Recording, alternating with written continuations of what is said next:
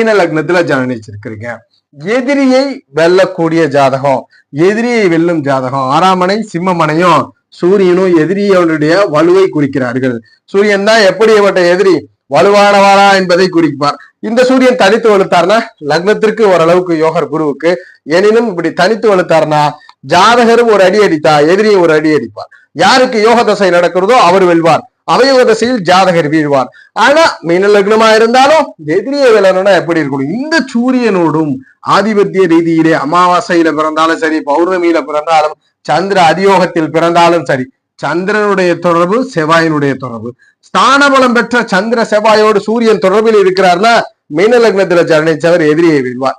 எதிரியினால் ஆதாயத்தை பண்ணுவார், எதிரியினால் வெற்றி கிடைக்கும் அப்படின்றத உறுதிப்படுத்துறோம்.